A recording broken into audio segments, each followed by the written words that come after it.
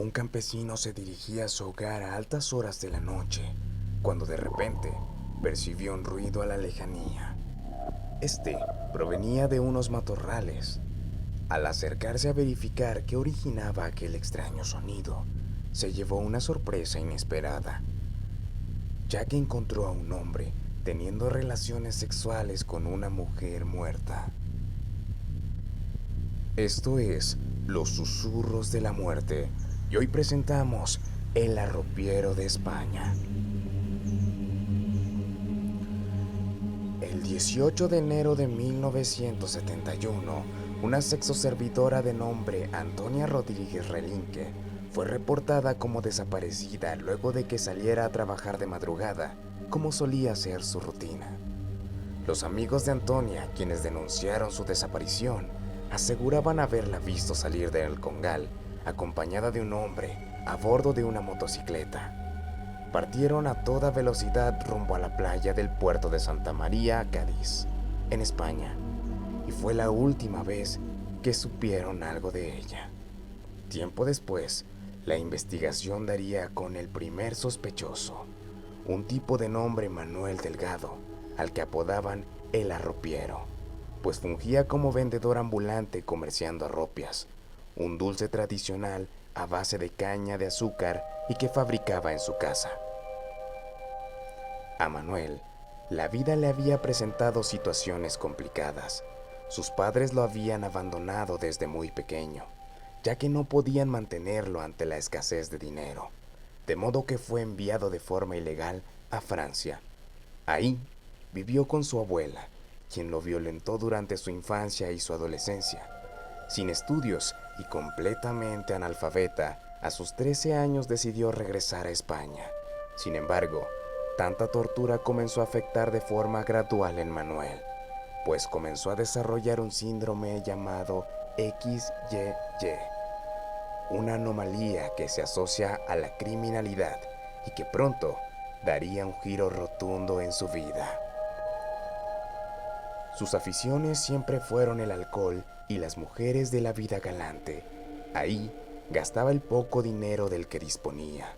De forma ilegal, transitaba por Francia y España con frecuencia, visitando de un lugar a otro. Cuando la policía inició una carpeta de investigación por la sospecha de la muerte de Antonia, pronto dieron con su domicilio, pues era muy conocido entre los vecinos, así que visitaron el lugar para hacerle unas cuantas preguntas. Por fortuna, Manuel se encontraba ahí, de modo que accedió a responderle a los agentes, aunque su primera intervención fue negar que conocía a la víctima, afirmando que aquel día del suceso él había asistido a una función de cine. Presentó un boleto como prueba, pero los agentes preguntaron sobre de qué trataba la película. Él no pudo responder, así que fue procesado como sospechoso y lo llevaron a las instalaciones policíacas para alargar el interrogatorio. En el lugar, Manuel solo se contradecía en todas sus versiones, ya que mencionó el sí conocer a Antonia y afirmó haber tenido una relación sentimental con ella, solo que decidió terminar con la misma luego de que se enterara que su novia tenía como oficio la prostitución. Después de eso, no volvió a saber de ella. Los días pasaban y los agentes tenían más información acerca de este hombre. Se descubrió que ya había sido detenido en varias ocasiones por diferentes motivos, entre los que destacaban la alteración del orden y el acoso a las mujeres. Fue ahí que casi estaban seguros de que él tenía algo que ver con la desaparición de Antonia, de modo que lo presionaron hasta que por fin confesó lo sucedido esa noche. Relata que salieron del Congal a bordo de una motocicleta en busca de un lugar para intimar. Detrás de unos matorrales donde ya habían asistido más veces, decidieron detenerse. Solo que esta vez, la mujer le pidió hacer cosas que según él le parecían asquerosas. Manuel se negó, así que la mujer comenzó a agredirlo y mencionó que otros hombres la complacían más. Esto le enfureció, así que la atacó, estrangulándola con una cinta hasta matarla, y luego siguió con el acto sexual. En días posteriores, Manuel siguió asistiendo al lugar para repetir la acción, pues aseguró que así estaba mejor, pues ya no podía quejarse de nada. La declaración de Manuel era sin duda algo de lo menos esperado.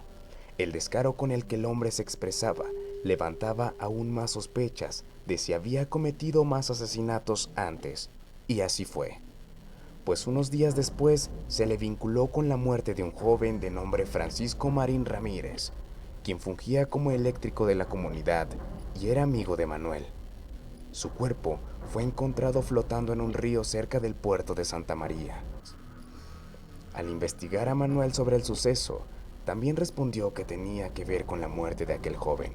Sin embargo, lo acreditó a un acto en defensa propia, pues cuenta que Francisco transitaba junto a él en una motocicleta, cuando de un momento a otro comenzó a tocarlo e intentó besarlo, lo que le molestó mucho, así que detuvo el vehículo y comenzó a golpear a su amigo hasta quitarle la vida.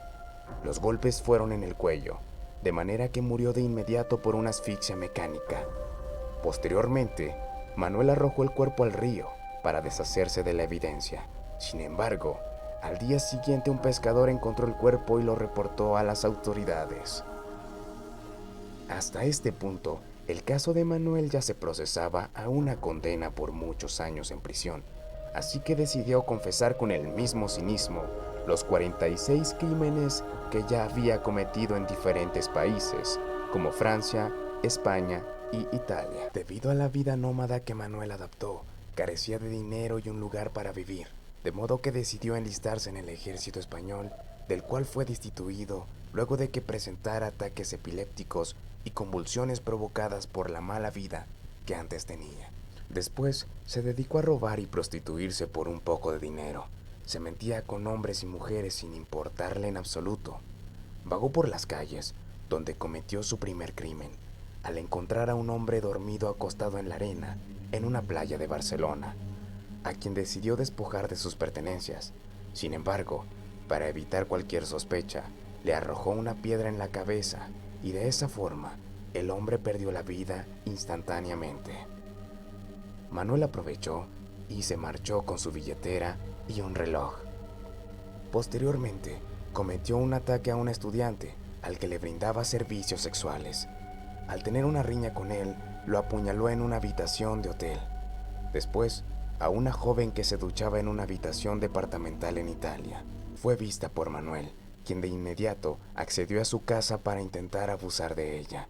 Ante los forcejeos, la apuñaló y después la violentó sexualmente para posteriormente salir de su casa con objetos de valor. Manuel se movía a sus anchas de un país a otro de forma ilegal, cometiendo crímenes y asesinatos.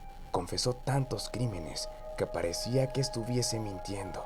Sin embargo, gracias a los detalles que daba, se le pudo vincular con todos ellos. En España, asesinó a una mujer extranjera.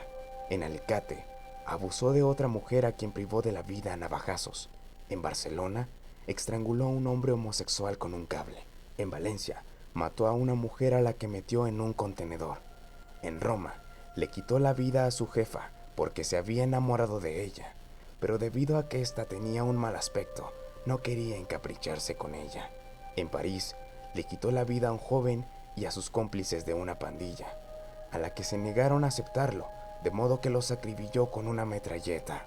En Francia, le quitó la vida a una mujer que lo delató y a una señora que le había brindado asilo en una mansión, a la que de la misma manera le arrojó una piedra en la cabeza y la despojó de sus artículos de lujo.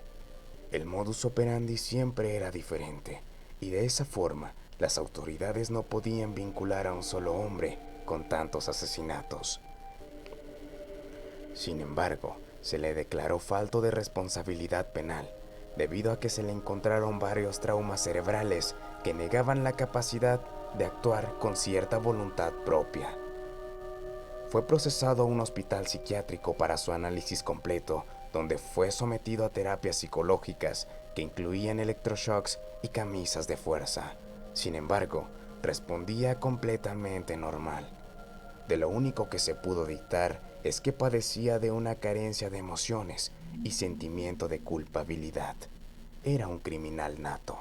Su actitud era egocéntrica y competitiva. Definitivamente buscaba ser el mejor en lo que le apasionaba. Matar se había convertido en su actividad favorita.